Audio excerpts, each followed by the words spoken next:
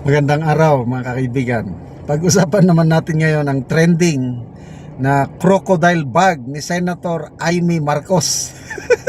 Mismo sa Senate floor, special mention ng Senate Majority Floor Leader, let me acknowledge the crocodile bag of Senator Amy. And then, take note, yung mukha ni Senator Soto, Senate President. Parang nainis ba? Nalungkot? Bakit? Binanggit ba ang crocodile bag? Apektado ba sila? Pakinggan natin. I'd like to make special mention of the bag of Senator Amy Marcos. I've never seen such kind of unique bag. Yun, yung crocodile. Hindi lang masyado. I just also like to make special mention Crocodile of the bag. bag of Senator Amy Marcos. I've never seen such kind of unique bag. If you can be focused. I just also like to make special mention of the bag of Crocodile Senator Amy bag. Marcos. I've never seen such kind of unique bag. If you can be Tinag- focused. Does that happen? I just also like to make Bakit pa naisipan ni Senator Subire na special mention ang crocodile bag? May pagka certified bully. Okay, merong after this, after ng paglabas ni Senator Amy, in-interview siya ng media tungkol sa bag na yun. Pakinggan natin ang kanyang statement. Ito, si Senator Amy, nakahuli na daw siya ng buhaya.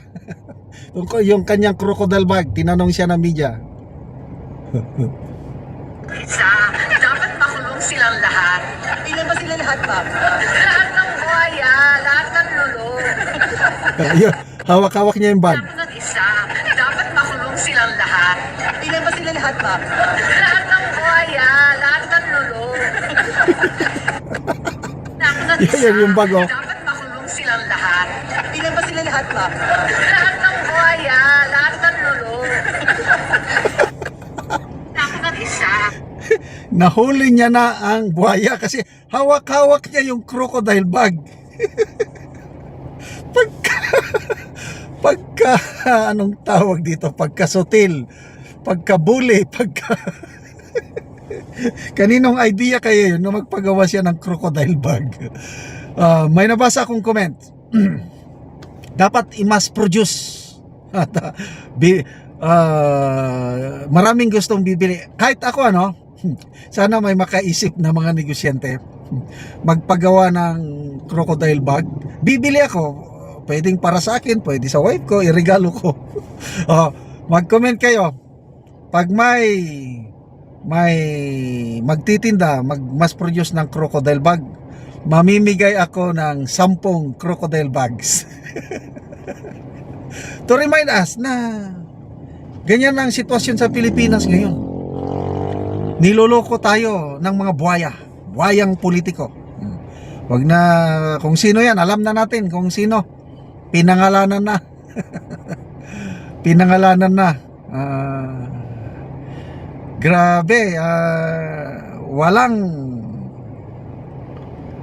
katapusan ng kasakiman, greediness.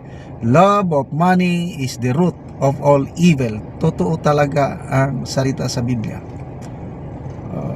Kala nila na maging maligaya sila, tagumpay sila dahil sa limpak-limpak na salapi na tinatago na nila sa kanilang condo room vault.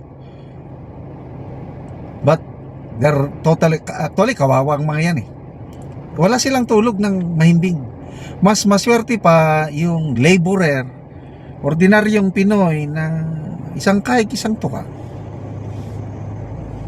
Pagod na pagod sa trabaho. Pagkakain, kahit kaunting pagkain lang, makatulog ng mahimbing dahil pagod sa trabaho, walang iniisip. Yun ang tunay na may kapayapaan. Itong mga buhayang politiko na kahit bilyones na ang pera nila, alam yung kanilang konsensya, sinasabi sila nila, wala, hindi yan tama, walang ano. So actually sila ang pobre dahil walang katapusan yung pagnanasa nila, yung wala silang contentment, gusto nila more, pero hindi sila satisfied sa bank account nila, kulang pa ito, gusto ko pa. Parang addiction din yan eh. Yung ako nasubukan ko na addict sa sugal.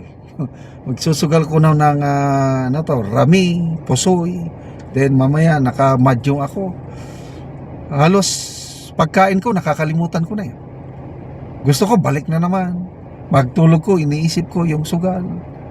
Nakaka-addict. So ganyan din yan yung love of money, greediness, nakaka-addict yan. Gusto mo, wala kang katagbawan, kung sabihin na wala kang contentment, kaya kawawa. So parang buhaya, alam niyo yung buhaya na kainin niya yung buong tao, buong doon na. Ay nako, kailan pa matatapos itong mga ng mga buhaya sa Pilipinas. But anyway, there is good news. Dahil yung Independent Commission na in-announce ng Pangulo, may 2 ng member. Excuse me ha. Pinangalanan niya na Mayor Benji Magalong and ex-DPW at Secretary Singson. To me, matitino itong 2 ito. At may patutunguhan ang investigasyon. So good decision po ng presidente na in-appoint niya, pinangalanan niya ang 2 ito. Hinihintay na lang ang pangatlo. Sino kaya yung pangatlo? Si General Torre kaya? Kasi inoferan siya ng cabinet position. Palagay ko hindi. Hindi pwedeng, dapat retired Supreme Court Justice ang pangatlo or Court of Appeals, basta galing sa judiciary para to make it complete. Tinanggap na daw ni Mayor Magalong at ni Secretary Singson yung offer to join, to be a part of that independent commission. So good luck sa investigasyon na ito para matapos na ang paghahari ng mga buhaya sa ating bansa. Salamat mga kaibigan sa inyong pagsubaybay sa ating channel.